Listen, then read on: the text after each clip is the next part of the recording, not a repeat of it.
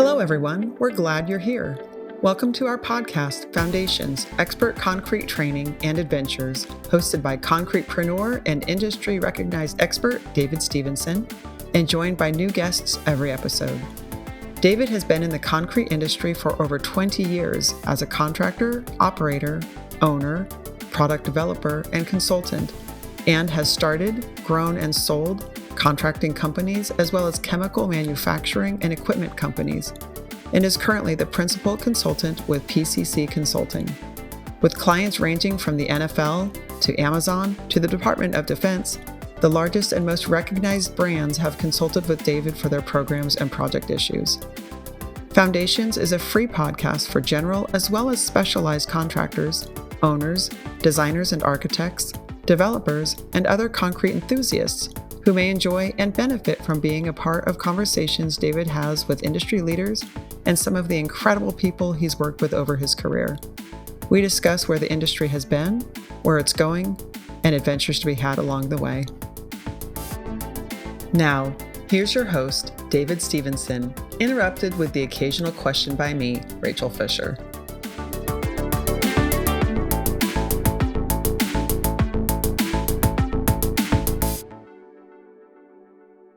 Hello and welcome to another episode of the Foundations podcast. Today, we have a really cool guest, Brent Schmigelow, who's actually one of my good friends. And we've been partners in a few things, and I've known Brent for quite a while. So I think we're going to have some great conversation today. Brent, why don't you kind of tell everybody a little bit about you and your background and kind of how you got to who you are today? Okay. I, from Northwest Arkansas originally, ended up in the food business for 20 years, working for various big companies, Sara Lee and Tyson, and eventually left Tyson after, a few years there. And that's how I ran into David. He was in Northwest Arkansas as part of American Concrete in the very beginning days when it was just split off from Ameripolish. And so we became partners, and then about an hour later, the whole industry collapsed due to the 08, 9, 10 construction disaster. And so it's been a fun ride ever since. And, I missed all the original fun days of Lowe's and Home Depot when many of the people in this industry got started. Yep. By the time I got in, that had all ended. And so, it was kind of a shock to the system, but I've been in it 15 years now, a little over. And just been part of an industry as I watched, it grow very, very, very quickly, almost unsustainably quickly, and then it collapsed. And now it has had very long-term sustained growth ever since. The last 10 years have been a really good run for this industry, and I don't see an end in sight for it. So, before you got into the concrete industry, you were in big business food service, food companies, right? But right. You also do a lot of farming, or have done. Maybe not as much today, but historically that was always something pretty cool. So where all have you had farms, and how much fun have you had doing that over the years? Well, I often tell people what we do for a living is we farm concrete. So if you think about what we do, we really do that. Other than we actually get to set our price instead of in the farming world, especially row crops, you have no control of your pricing.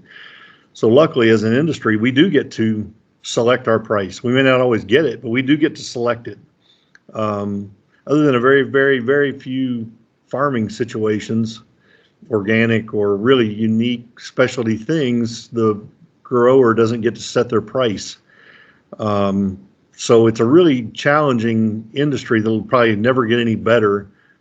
At least in our industry, we get to choose. If we want to do it for $2 a foot, we can. If we want to say it's $6 a foot, we may not get the work, but we can choose that price. Mm-hmm. So we do control one side of it. We often don't control our input costs, our labor costs, and everything else, but we can indeed control our sell price. Farming, no one loves farming more than me. The problem is it really doesn't resemble a business. It resembles a lifestyle and a lot of other things, but it doesn't resemble a business. And that's just unfortunate because it is such a great lifestyle. But, yes, I've been around cattle growing up, and I've been around row crops, and I've farmed. At one point I was farming 1,000 acres by myself, row crop, corn and wheat and soybeans, and did that. And and still dabble around in it a little bit. But it's a like I said, it's a wonderful way of life, but it's a terrible way of trying to earn a living. Which do you think helped you prepare for being in the concrete industry better? Working for, Sara Lee and Tyson's, or farming? Now that you've been in it for 10 years, which one was a bigger contributor? Yes. And I don't mean that to be evasive. Both of them have had an incredible impact. The lessons from big business were, they probably do have a weird mix of numbers are numbers. And as much as you want to do farm, when you use your calculator and understand what it's telling you, there just isn't a way to make money. No matter how well you do it and how hard you work and anything else, you can't make money. So the big business side taught me, you have to always be in pursuit of margins that will return you and pricing that will return you a true profit. Because no matter what you do, you have to make money at the end of the day. And any business, you have to treat it that way. So I would tell you that it's our own fault if we don't charge enough to make a profit. This is hard work. Like any business that's of value is hard work. And it's supposed to be hard, but we got to make a living at it. We the owners of these businesses take an outrageous amount of risk every day, and you may think you don't, but you do, and it can come from any which direction. And I was reading recently this last week, obviously we've had inflation the last several years for various reasons, but in the grocery world, the price of eggs, meat, cheese, all those kinds of things on the outside parts of the grocery store have come down. But if you really notice, if you go to grocery stores, what hasn't come down any, and it's only ratcheted up, is the center part of the store. And if you know anything about the grocery world, there's only a few major companies that control most of the center of a store. And it's Procter & Gamble, and it's Frito-Lay, and it's the Pepsi, the soda guys. Most of them direct store delivery all their products. So they don't go through a normal warehouse. They deliver their own products. They set the stores and set the cases. And if you go through the grocery aisles right now, the prices of all those products are up astronomically. And don't think that they're going to come down anytime soon, if ever. Well, why? Because those guys in the middle have consumer monopolistic sort of pricing, and they have used it. They've got the cover of every day, the newspaper saying inflation, so they've used it. And as much as the grocery guys don't like it, and the big guys, Walmart and Kroger and whatever, are pushing back against them, but it's going to be a tough fight that's coming. They don't want to give up on them. If you remember, it wasn't that long ago you could buy a bag of chips for $1.99. Now it's $4.99, and it's shocking when you look at it. And what the television says is eggs are up. Oh my gosh! Well, then the eggs come back down again. They move up and down dramatically. So does meat and cheese and all those things. And those consumer packaged goods, they don't move up and down. They just move up. And those companies have really, really taken advantage of the news coverage to push pricing. So I tell you that because the lessons I've learned come from both sides, the work ethic and the realization that things have to get done on a farm. We have to get done on our jobs. But some of the lessons I've learned come from big business of how things must be done. And so there's a random reply to your question. Well, it's not random. That's exactly what I was kind of hoping to get, something like that. At this stage, now you're owner president of one of the bigger contractors in our industry.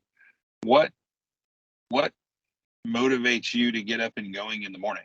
Because farming, you've got daylight, right? You got a very specific, planning schedule and all that. But what about today? Because most of our farming concrete is inside buildings, so you don't have that same input. What makes you get up and get going today? It's funny. I think the longer I've been doing this and the bigger we've gotten, when you get to a point in life, and I'm 57 years old, no longer am I chasing a bigger house or things like that. the biggest joy I get is watching my guys be successful. Watching guys that came to work for me 10 plus years ago started out on a hand grinder, and today they're running crews or running division operations, and, almost top to bottom, the guys that are in those positions in this company, my company, they never dreamed that they would be making the money that they're making. They never dreamed that they'd be making $100,000 a year, but they are. And why? Because they work very, very hard. They've become true craftsmen at what they do. And craftsman doesn't necessarily always mean they know how to do logos. You and I laugh. I always use we do very few nautical stars. We're Right. not that company anymore, but we're very efficient at unloading, grinding concrete, and giving the customer what they paid for, and they're very, very happy with what they got. You always have issues and problems and whatever, but watching my guys that started out with nothing and coming to work here, and they worked hard and they worked long, and now they have a very nice home and nice cars, and their kids are going to live a great life, and they've earned every piece of it. And I handed somebody last week, I handed a guy a $20,000 bonus check, and nothing is better than that. Handing a guy who never dreamed he'd make more than 20 or 30,000 a year, handing them a $20,000 bonus check, that's as good as it gets. And Yeah. And so that would be my answer. That's what still motivates me. I enjoy, I'm going to work till I die because I don't know anything else, but I enjoy working because that's what I do. And I get to enjoy, I'm on vacation right now and I get to enjoy life, but it is really a pleasure to hand people and see them be successful, truly get ahead. That's that's what makes it work.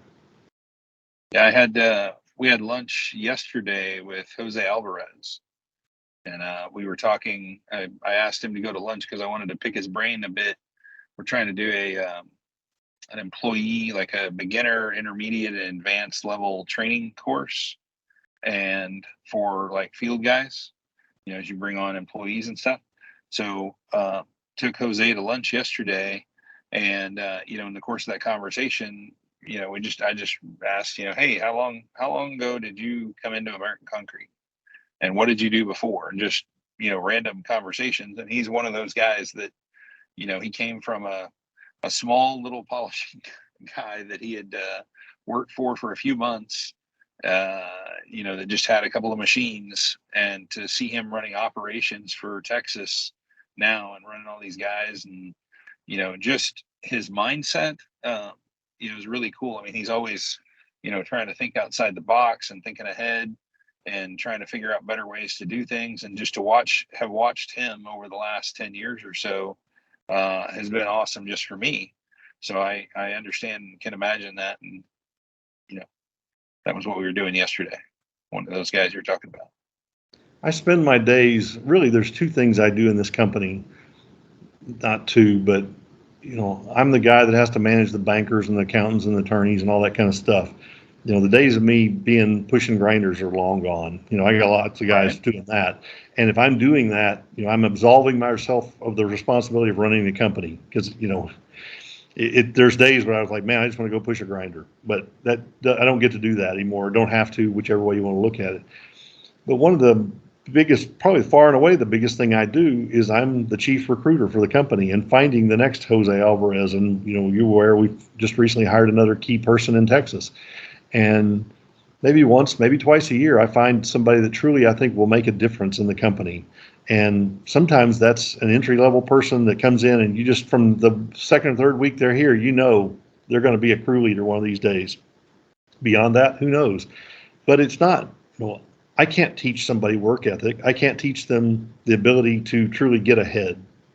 I can teach them skills. This company can teach them skills, but I can't teach them the work ethic that's going to be required to get ahead in life. And when you find those guys that have the ability to get ahead in life, you grab them and you train them and you hang on forever, because that is what makes a company. It's not the logo. It's not, it's the people. And if you can find those people and get them pulling on the same rope together, that is what it is. That's as good as it gets. So the I think that's an awesome answer. What's one thing that's happened to you recently that was unexpected? Because you like the expectations, you like kind of having your ducks in a row and kind of knowing what's coming. So what's one interesting thing, good or bad, that's happened to you that wasn't what you expected to happen over the last few months or whatever? Let me stretch it back a little bit. And I would tell you, COVID has been one of those things that, and to link back, I was involved in a very big food safety situation that disrupted our entire business at one point in my career. And I had just become the senior manager of the business. And not anything that we did, but it happened. And very much like COVID, shut the world down. Most of our customers, we shipped them 2 to 3 times a week, sometimes 5. We went 4 months without shipping any of it. And so we were off the shelves, out of business for 4 months, and then had to start it back. Well, when COVID happened, I told my guys, this is exactly the same thing. Who knows what's going to happen with all of this? I know it's very easy to shut the world down, as America found out and the world found out. A few politicians and people in charge can shut the world down. What they can't do is start it back up. And, you can argue with how all the money was spent and whatever. But at the end of the day, I told my guys, look, just stay close. And we were able to almost totally keep working because we were a critical industry and lots of reasons. But we got money, we got all kinds of things that were, intended, and rightfully so, to keep people employed and keep the business going and get the world started back up. And it took a long time for it's taken years now to get everybody back to normal. Well, luckily, our industry, there were many of us that didn't shut down at all. Our order books have been full ever since. And so to talk about unexpected things, I'm not sure what I really expected, but I knew we had to keep moving. And I told my guys, just stay close. We may have to go left really quickly, or we may have to go right. We may have to shut this down and move over here. Who knows what it's going to be? But probably I take a lot of pride in the fact of how my team managed their way through that situation. Luckily, we had nobody ever really get sick from it. We had nobody die from it. Not even, I don't know of any direct family members that even got sick and died from it. So we were all very fortunate. But we also were very careful how we managed jobs, and we stayed, our teams, 3, 4, 5, 6 guys stayed together and stayed away from people and kept moving. And so I would tell you, I don't know what I expected from all of that, other than we knew we had to keep moving. What's your choice? You either stop and hunker down or you keep moving. Well, it's been very fortunate, and we've added probably we've probably grown 30% since COVID started. And it's been quite linear, and it hasn't been up and down, and it's a little bit, but our business has changed. Certainly our industrial work slowed down because they reacted more strongly to it, and now most of our industrial customers have been behind the 8 ball trying to catch up for 3 years. And so they can't afford to take time to do facility maintenance. And we're really seeing it come back. Certainly the Amazon push in the middle of all that helped a bunch of us because there was so much of it and they couldn't get stuff built fast enough. Our retail business has continued to, grow and develop and scoot around, and it continues to change a little bit. There's still pieces of the school, university market that are getting some federal money, so there's still an active market there. So it's been that's a rambling answer to your question, but it's been somewhat unexpected. But I think rarely have I had a situation in this business where it's been expected. At times, your business channel stays pretty stable for, I don't know, a year, 2, 3. Some of the things you worked on with us a couple of years ago were pretty steady for a while, and then they change. The only constant is change. Thinking that you're going to be that way forever. I was talking to somebody the other day. They've had a long-term, very stable business that has rapidly changed on them. Well, it happens in every business, in every dynamic market. Things change, and so I think that's the other big piece of my world that I spend is I'm probably more of a big picture guy than I am a detail guy. And so I spend my day looking what's going to hit us next. At least try to hedge your bet against that, whatever that may be. Be prepared for that. Okay, so that's a great lead-in question. What do you and I have these conversations periodically. What do you think is coming next for our industry? Good or bad? What do you think? I think that we deliver a great product. Polished concrete. Yeah, polished concrete in general. We are in the coatings industry, smaller than some. It's not half of our business, but it is a meaningful part of our business. I think that I don't see a product on the market on the horizon that's going to change the demand for the product we deliver. That could happen someday, but polished concrete's a great product. It's not a perfect product, and it's not a product that fills every need. There are certainly places that it doesn't fit at all. And as time has gone on, I mean, you saw it when you first got into business, it's going to fit everywhere. It's going to do everything. It's the wonder product. It's, magical. No, but the places it fits, there's nothing that comes close to, the high traffic areas of a school, the retail environment. There's a reason why the big retailers are all going to it. It's not because it's cheaper necessarily. It's just that the maintenance savings and all the attributes that it offers, there's just nothing else that comes close. And so, none of them want to have the same as the other guy. There's a reason why all the grocery stores and all the big box retailers and all, there's a reason why they all have polished concrete, because it just works. And as much as they wish they could differentiate themselves, they have all figured out, this is just a better mousetrap. And until something else comes along that's better, I don't know what that's going to be.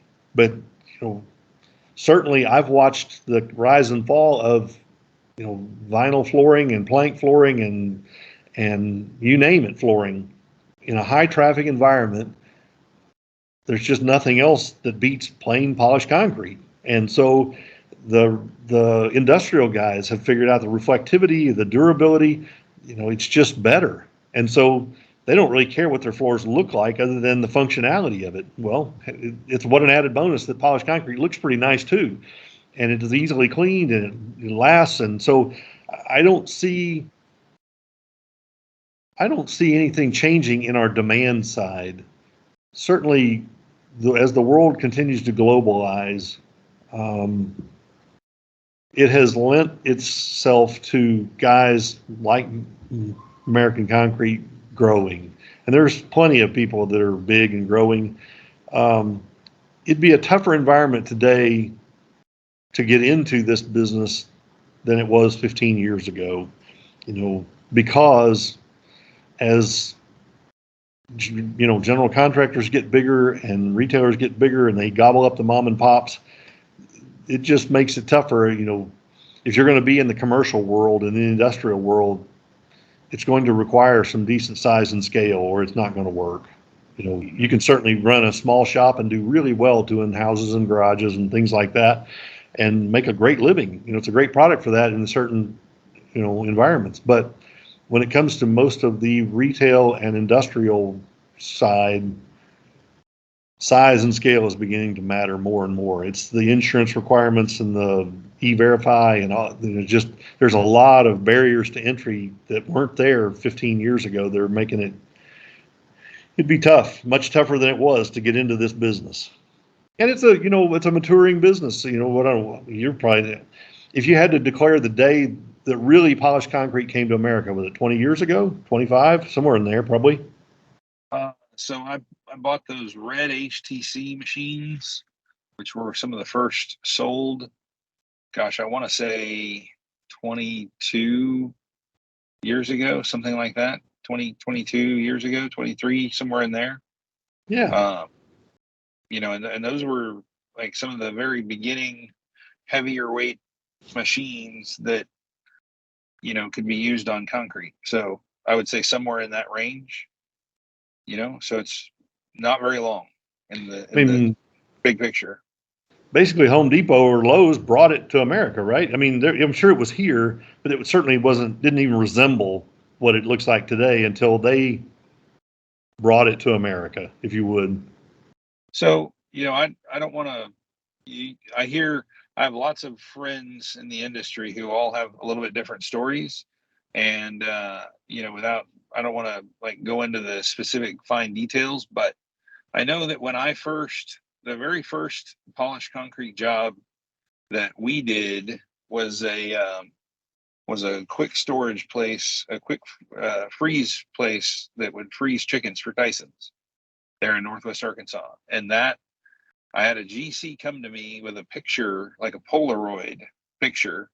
So that's dating, and hands me this Polaroid and said, the owner took this picture at a vineyard in California. He doesn't know what it is, but he wants his floor to look like this. And I had no idea what it was.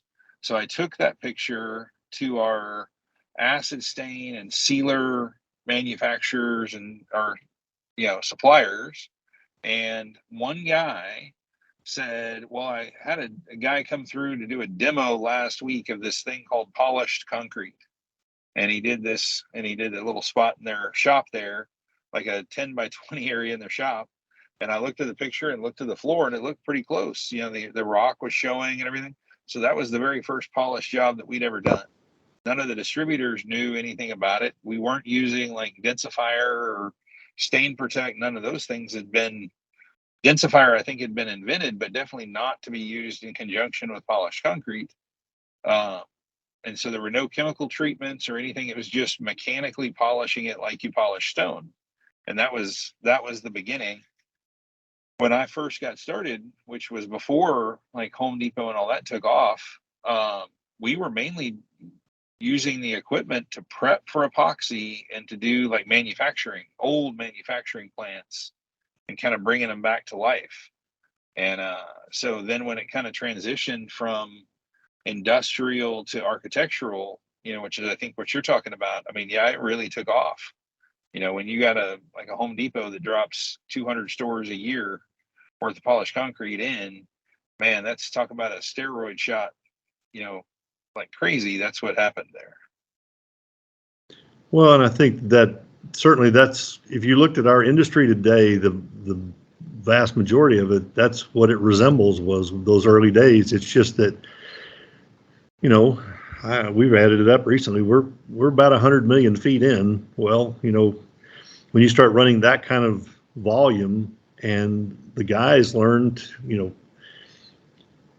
they understand how to move on to a job, get it started. It even amazes me when I walk into a job site 2 hours after we showed up and our trucks are unloaded. There's a guy running a hand grinder. There's a machine getting ready to go. There's, after the guys have learned to do it. Well, in those early days, it was tough learning, developing a process that was going to be repeatable.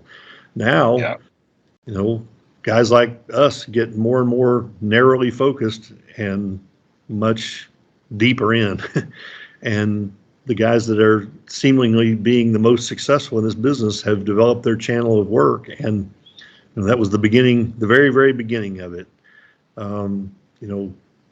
Developing, there are unique things about our industry that you have to teach the end user about, of how to clean it and how to handle it and what it is, what success looks like. You live in that world every day as a consultant. Every day. No, this is what success looks like. Don't think that it's going to be perfect. It's not. In our early days when we were together 15 years ago, every customer would say, "Oh my goodness, I thought butterflies were going to come out of this concrete." No, it's not. And yes, that's a chip, or that's a dent, or that's a stain, or that's a whatever. And yes, we can mitigate it a little bit, but if you want perfect, you're looking for carpet. Carpet's wonderful. You just roll it out, it covers everything. And I think we as an industry have done a pretty good job of training our good customers of this is what success looks like. And when it's done reasonably well, it's just a wonderful product. And in the early days, it was a real challenge because every customer thought, oh my goodness, this is going to be perfect. And it was an 800 square foot customer that you spent hours and hours and hours convincing, no, this is it. And every general contractor says, you should have run one more step, or you should have run these 80 grit metals. Yeah, you ground too much or you ground too little. Yes, and now it's like, yeah, I'm 100 million feet in, but you're right. We really messed this up. You know Yeah. more about polishing concrete than I do, and you finally get to the point where the vast majority of my customers, we've done enough work with them is they understand what good looks like, and we like to think we give them a great product most of the time, and they continue to use us because, yep, they're very happy with. They're even happier 2 years later with the store we did than the one we did last week. Because 2 years later, it still looks good, it's still cleanable, it still does what they needed to do. The school janitorial guys are the biggest proponents of it. Yeah, I'm not stripping and waxing and carrying on. Hmm. I'm actually doing maintenance work instead of stripping floors all summer. Yeah, there is no better cheerleader for polishing concrete in a school than the janitorial guy. Right.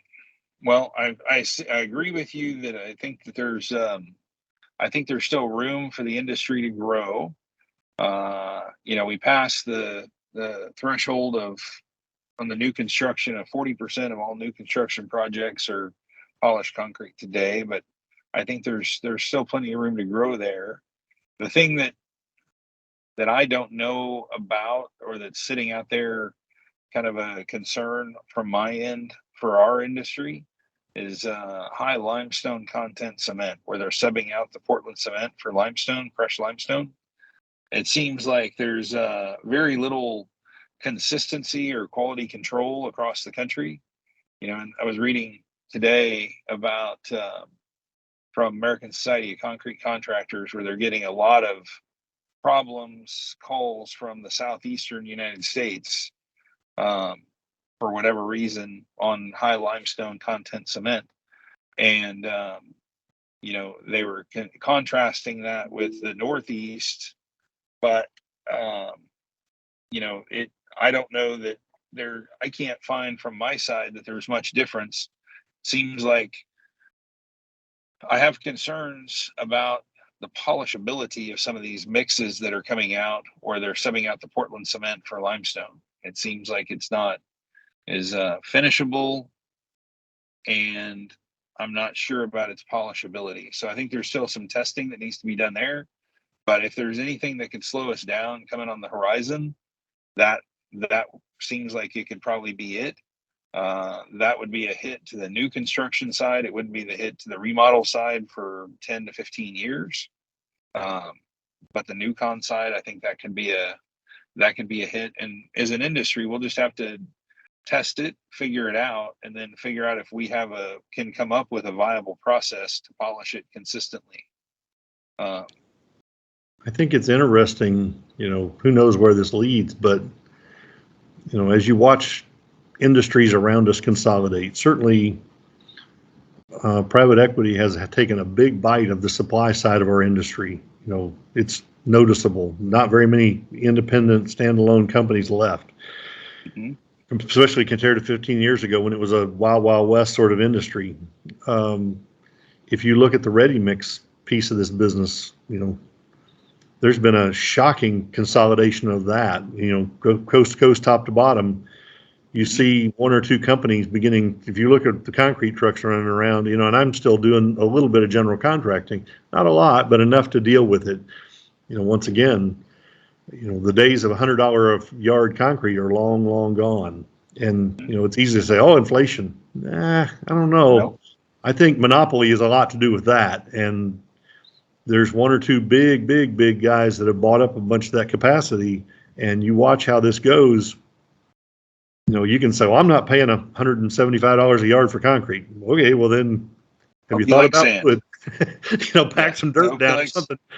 Because right. if you want concrete, you're going to pay. That's it. The end. So it's I don't know what that really means for all of us, but it is a tectonic shift. Yep. What is, from your perspective and with your kind of unique background, what is one thing that you see in the industry that you think most of the people in our industry have got wrong?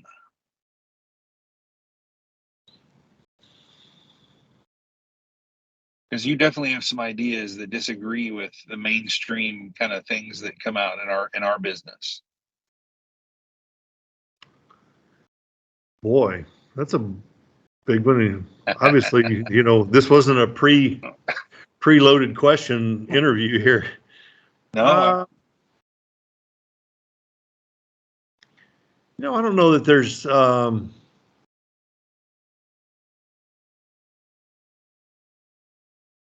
I think that what has everybody gotten wrong? You mean to tell you what I thought you would say? What's that? I thought that you would say that you can't make any money at cheap prices. Because I've watched you over the years take some projects that what I looked at is pretty inexpensive, but come out, smelling like a rose with great margin. Where other contractors, and it's probably because of the machine that you built, but other contractors will take that same job with that same dollar and lose money on it. That's what I thought you would say. Let me answer your question a little bit different, and I think you're onto something. But if I were to give people a piece of advice, through the years we have had projects that, yes, at $1 a foot or some very shockingly sounding low price. There's always two constants in those those jobs. One, they are very large, hundreds of thousands of feet, that kind of thing. And number two, even though I'm not as involved in the sales channel as I once was, I've got salespeople that handle most of it, and have turned over a fair amount of the sales responsibility. Whenever I do sell something, and it's still every day that I sell work, almost every one of those jobs I'm on it when we start, because the thing that's most difficult with that, if you're going to go sell $1 a foot job, you have to be sure that our guys in the field produce $1 a square foot floor. If I sold it for $6, I expect, intricate details, intricate everything as good as it can be possibly done. If I sold a customer $1 a foot floor, it's probably because they wanted $1 a foot floor. It's not that I didn't tell them we can do a perfect floor. They looked at it and said, no, I just want, in the past, I had a customer that was a retailer, a kind of a lower end retailer, if you want, call it that. And he was mad because the prior supplier was change ordering everything. Said they were going to do it for $1, and next thing you know, he looked up and it was $3 a foot on every floor. And it made him so angry to the point he finally just fired him and said, I don't care, I'll never do business with him again. And he said, I need $1.95 floor. And he said, what that means is I can't have any trip hazards. I want a reasonably shiny floor, and the guy that does the guy or the lady that does the quality control check will also be the person setting the shelves, the manager of the store, if you will. And he said, look, I'm not going to blow you up about little old issues. And these are second and third and fourth hand stores that were from the 1970s and 80s. And he said, I won't kill you. And he said, in the end, I probably 1 out of every 10 stores we did for him, we had to have a change order. The rest of them, I told my guys, just do it. Here's what I sold him, and here's what I expect you to deliver. They're like, well, that's not good enough. So yes, it is good enough because that's what he's paying for. And that's what he wants. He doesn't want to pay for any more. Not everybody wants to buy a Cadillac. Some people need to buy a Chevrolet, and they are happy with it. And just give them a Chevrolet that does what it's supposed to do. That's all they need. And that's what he was. And he was very happy with the product we gave him. And so I think, just because it says polished concrete doesn't always mean it's colored and grout coated and perfect. It does mean a floor. Many of our industrial guys, they want $1 a foot floor. That's all they need. That's what they need. They want densifier. They don't want any trip hazards. They need joints that are filled correctly, and they just get it close where I can clean it. And they're happy as a clam. And you can do lots and lots and lots of feet. And so, that's probably a good answer to your question was, just because the per square foot price is low doesn't mean you can't make money on it. You just have to be sure that your guys understand what success looks like. And they're almost always my guys will try to do a nicer, better, cleaner, faster floor than what, one of these things requires.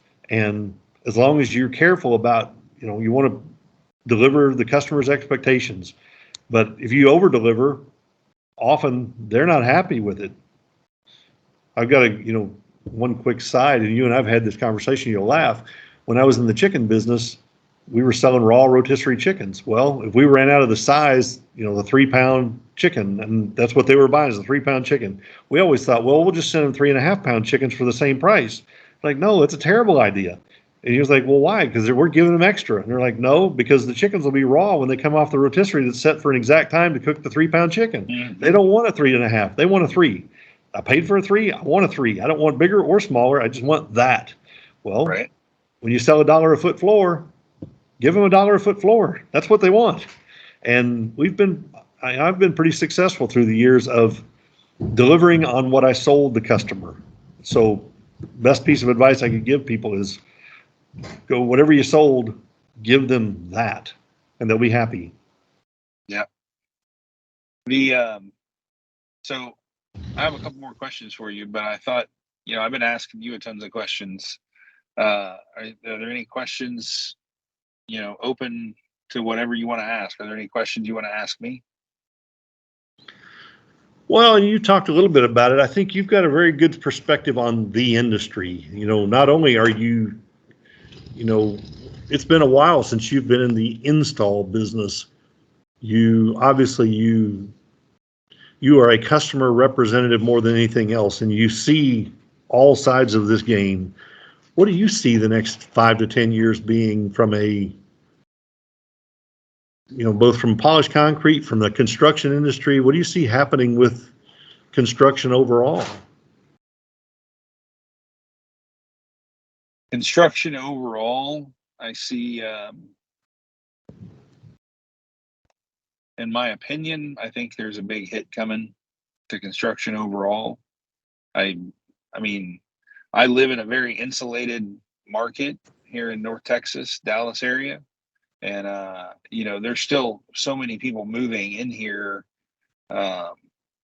versus leaving Texas or leaving the area. There's so many people moving here that it's still growing, at a really fast rate, much faster than just about any place else. But with that said, as I drive around, even now, I'm starting to see pop up, projects and buildings that get 50% done, 70% done, and then lose their funding. It's happening. It's happening a lot. And some of that is based on the economy, things like, collateral. I remember as a kid back in the 80s, there's big savings and loan. Everybody went bust, and the banks went bust because a guy would have, I'm going to just use a hypothetical. Let's say he had 20 oil wells, each worth $1 million a piece, at the percent, the price of oil at that time versus the amount of oil he had in the ground. So he's got 20 million in collateral. So he'd go to the bank, put up his oil wells as collateral to build $10 or $15 million worth of commercial property. Well, then OPEC came online, the bottom fell out of the oil price. Now that 20 million is worth 5 million, and he's got 5 million collateralizing 15 million in loans. The math just doesn't work.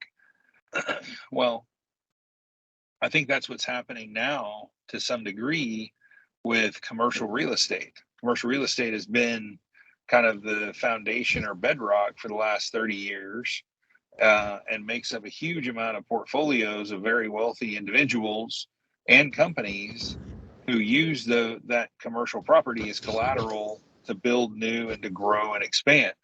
Well, when you see something like, was the mayor of San Francisco came out the other day and said that something like 65% of his office space is unoccupied. Either it's still on rent, but nobody's in there, or it's not even on rent and they can't rent it out. Well, when you have commercial property that you can't rent, that significantly lowers the value. But when you have enough value go out and that collateral dumps and you can't collateralize the buildings, your funding gets pulled and you can't get projects kicked off to get going even. And so I see some of that happening. I see, the whole push to the work from home, I think, is happening. I think buying online, just retail purchasing online, is going to hit, retail facilities. I think I feel a drop in commercial construction coming. Now that may or may not hit, and actually I did a whole 2-part podcast on this, but that may or may not hit our industry as bad, because I think that we, better than most, can shift and focus more on remodels and existing facilities than we need to on new construction. I think at the end of the day, new construction, I don't know what percent of your business, but in mine, as a consultant, new construction only makes up about 20% of the projects that we manage. The other 75, 80% is remodels, takeovers, existing facilities, refurbish, take an old manufacturing plant, bring it back, take a distribution center, get it serviceable. Old retail stores, let's combine 3 of them into one big one and, take up whatever's there and fix it. And so I think that our industry may do better than some, but I think overall I see commercial construction, new construction, especially, taking a hit. I would say the same thing.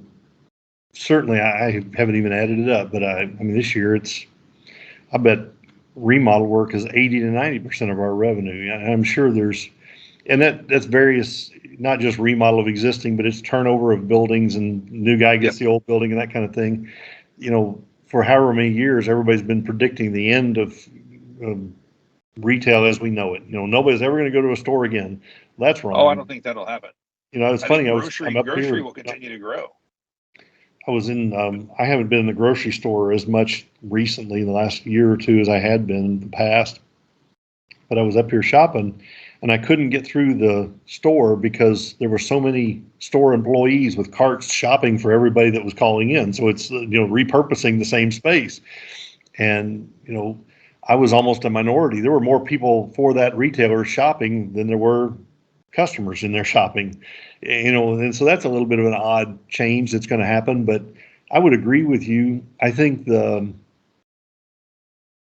politics and there's a whole bunch of reasons, but COVID rapidly accelerated the departure from the coasts and the big cities. You can see it, the statistics are just terrible. And you listen to the commercial real estate guys, their office space and that kind of thing.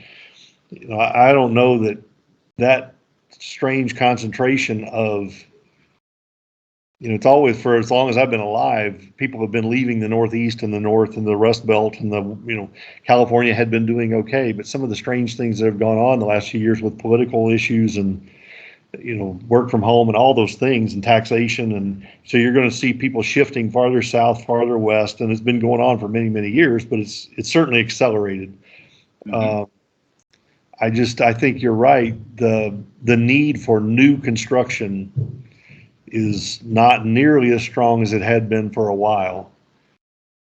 So, but like we were talking about earlier in this conversation, we are a fantastic product for remodel. We've done a tremendous amount of school remodel work this summer, which is, peel up old tile from the 1970s and polish it up. It's right. That. And even the 80s and 90s. And so there's so many of these schools and so many retail spots that are changing hands. And whenever they do, they want to refurbish it. And what's the answer? Well, just, unless you have an outrageous, even if you do, we'll do some overlay, probably 5% of our square foot a year gets an overlay of some sort, and we go polish that up. Once in a while you'll get a retailer that has a mandate that they, you've lived through a few of those, that we're going to go overlay everything. Well, okay, but never lasts. Yeah, and I'm not telling you it's a great answer, but it is an answer that many people go down that road. And even if I try to convince them that $20 a foot floor is not a great idea, they're like, we're doing it. Okay, well, then I'll install it. I do what, Yep. Whatever you want, I'll do that. But as an alternative to some of the other choices, it's not always all that bad. And if it's only 5% of your stores, it probably makes sense from a branding standpoint. So anyway, I think I would agree with you. I think the construction, the new commercial construction is going to hit a funny bump for a while. But if you follow the home thing right now, the prices keep going up because of mortgage rates, and nobody wants to move out of their home. So now if you're not moving out and there's people still growing, they got to go somewhere. So the builders are still doing remarkably well when they thought that the world was going to come to an end. Nope. Even with 7% mortgages, they're still building houses as fast as they can go. So, and I would, as a piece of advice to all the younger guys, just look around, see what you see. There's always a market. There's always a demand for something in our industry. You may just have to shift a little bit because what you've always done in the last 10 years may not continue to work. You may have to do just a little bit different, but it's here. Well, so what's the big thing that you're working on now? What should we expect to see from Brent over the next 5 or 10 years? You've kind of got American Concrete grown and matured. It's kind of like a kid, you're about to push it off in the world. It's doing a lot of its own thing. You're guiding it and everything, but what's your big focus? Is it going to be expansion further out, or into different markets, or what are you thinking? It will probably be, yes, expansion. That's one of my last pieces of the puzzle I want to do is to continue to grow and probably grow faster than and we've had a good run of growth, but I am interested in continue to grow and develop this business into I don't know about national, but certainly more of a super regional. We probably operate in at least a third of the country. I don't know if I truly ever want to have 50 states or 48 state coverage, but there is a desire to continue to grow and develop. And I think our market, it will lend itself, the next 10 years will lend itself well to people that are able to grow and develop with them, because the retailers we serve, the industrial guys we serve, you're involved with a few people that are national, if you will, some of your industrial customers that you deal with, most of our customers, I tell my sales guys often and my people in the business,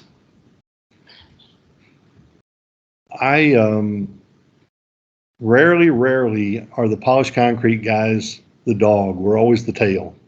We don't control the world. We just adapt to it.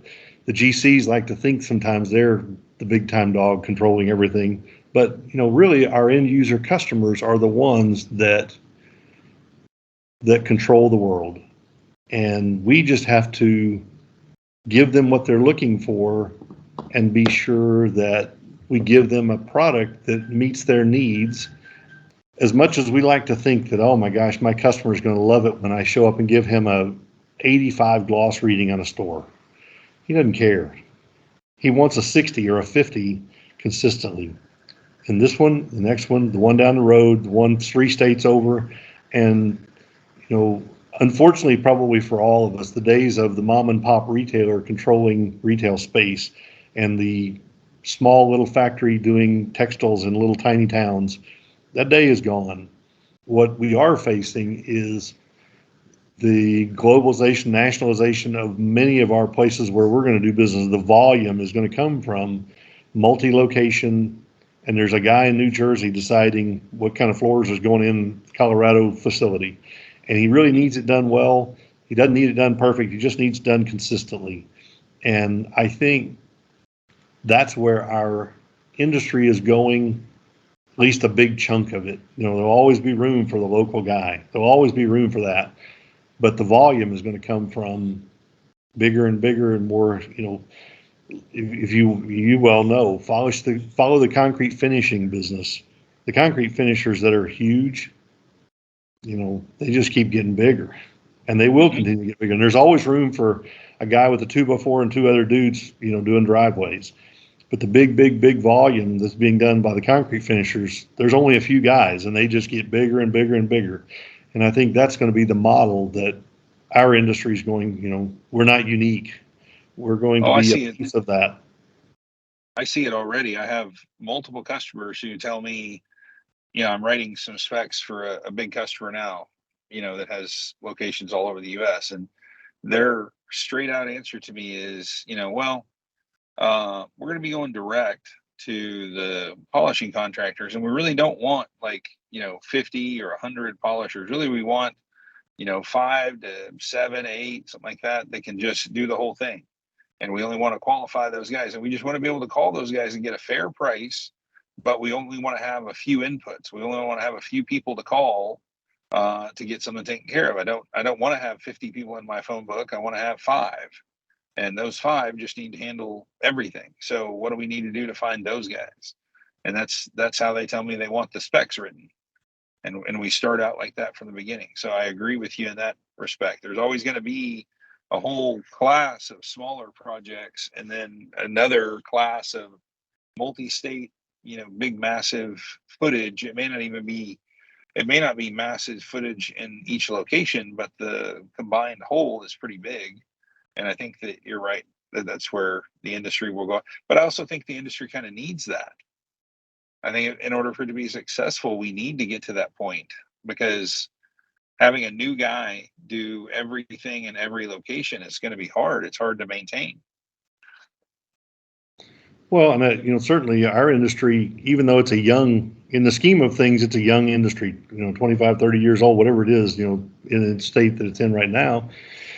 And we had a big bump in 08, 9, 10. So, we're still developing. We're rapidly catching up to where many of the other people are. And I think that's what the future holds for us for the foreseeable future. And who knows where it gets from there. But, yes, that's, if I had to tell you where I think my next 5 to 10 years are going to be spent, it's going to be that of growing this company into one of those, probably a little bit bigger than we are today. So I've asked this next question, and then we'll wrap up. But I've asked this next question. It's turned out to be a really cool one to the last few guests that I've had on. If you, as 57-year-old Brent could talk to 27-year-old Brent, what would you tell him? Oh, I wouldn't change many things. You can always, some of the bumpy things that we got into early in the difficult construction market we had, I always learned from them. And I would tell any young person, just keep moving forward, because there will be opportunities if you're willing to take advantage of them. And thinking that those opportunities aren't there is wrong. They are there. You may choose not to pursue them because you don't like what it's going to require. When I left college, I started moving with the food industry, and I always took every opportunity, every assignment I got. So I think I'm on my 15th house that I've owned. And many people say, ooh, I wouldn't want to do that. Okay, well then, with those 15 homes came 15 different markets I got to learn and experience. And after you live in them, you realize, these are different places, and they're very different. And the only way to know about that is to go experience it. And it's not that one is better than the other. It's not that one way of doing business is better than the other. I look at this business, and if I had decided 15 years ago to only be a residential guy and have 3 trusted people working for me, I probably could have made just as much money the last 15 years as I have. Would it look different? Well, sure. There are some things that you can't do. You're tied to a market every day, but you're also tied to a market every day. You get to know everybody in that market. Yeah, it's not like it's better or worse. Being bigger isn't always better than being smaller. I've done fine in this business. And one of the things I love to do is fly around in my airplane, and I get to go see markets all over the country. You and I were in New Orleans a couple of weeks ago. Well, I got to do that because of the type of business I'm in. I got into this because I had an airplane, a small plane, and I wanted to be able to use it. This is one of the most unique businesses because we're required to travel, many of us, because to get the size and scope that's required to do big projects, there's nobody in that market that can do it. You end up with people traveling in to do it. Well, I get to use an airplane, I get to fly around. So I would never tell you that just because I did it this way, I look back and say, there's not hardly anything in my working life that I say, boy, I wish I'd done that different. Maybe, but there's always the other side of it. I learned a lot from it too, and who knows? So I would just tell a 27-year-old myself to just keep moving. There'll be an opportunity. Just be sure you're got your head up looking for it when it comes along, because it will. You just got to be willing to accept it. So I love that answer. I appreciate you coming on today.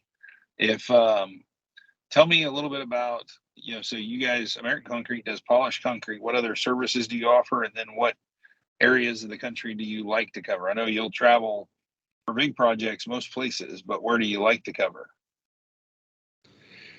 Well, we've got an office in Knoxville, Tennessee, one in Central Arkansas, and one in Fort Worth. We rarely get west of the Rocky Mountains. We go to South Florida when we need to. We probably try to stay in the Panhandle more, and we don't get north of Virginia very often. So we don't live up in that world, but we do generally kind of stay in that southeastern third of the United States, probably mostly because we're based there, and we certainly move back and forth. Most of our business is polished concrete. We do a significant amount of coatings, but mostly we do polished concrete. Certainly remediation, industrial type things we've gotten involved in, and grinding and that kind of thing. But we're probably mostly a polished concrete company. Okay. It's our core business, and our equipment, our guys. We don't do waterproofing. We don't do that kind of stuff. And the coatings we get involved in, sometimes we'll get in substantial things, but more often than not, it's bathrooms and small things that are inside of another project that we're working on, and we're just kind of conscripted into doing it, and we'll do that just to keep one more sub off of the job. The retail, the owner, just like, can't you possibly just do this for me too? Okay, we will. Yeah, you're here. It's not, you don't go looking for it, you just end up with it. So that's probably a longer version of what we do, but mostly polished concrete. How do people get a hold of you? Well, you can certainly get on our website, American Concrete, ACCI-US.com. And our phone numbers and all that kind of stuff are on there. We've got all of our sales guys' phone numbers are on the website. And so I used to give out my phone number all the time, but I'm probably the last guy you want calling. But we've got a sale in each one of our offices. We've got a full-time salesperson that takes many or most of the calls, and I still get involved in a lot of things too. But that's the easiest way to get a hold of us, is get on the website, and you'll find all the phone numbers on there. Okay. Well, I appreciate your time today. Thanks for being open and hanging out with us. I think it's a great interview. I appreciate you coming on. Absolutely. Have a great day, everybody. Thank you.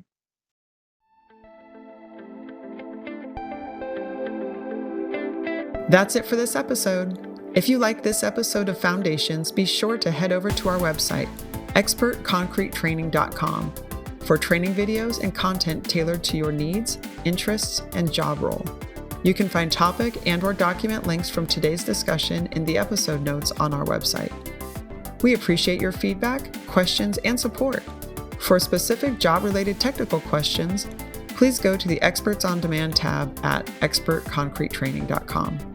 To suggest a topic for discussion on the podcast, please email info@expertconcretetraining.com.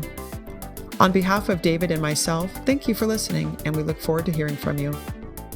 The hosts and guests presented within this podcast have experience working with concrete, allowing them to provide insight concerning various construction conditions that might differ for the listener. The content and materials, as well as the products referenced within this podcast, are presented for general information only and are not presented as professional advice. Reference to specific products or service providers does not constitute an endorsement nor illustrate that a particular result can be achieved. Listeners should take care to follow all product manufacturers' warnings and instructions and understand all applicable safety codes. The opinions, views, and statements made within this podcast are those of the hosts and guests only. If you have any questions, concerns, or issues on your project, and need additional support, please reach out to your manufacturer or consult with a firm like ours for specific and direct assistance with your particular needs and concrete.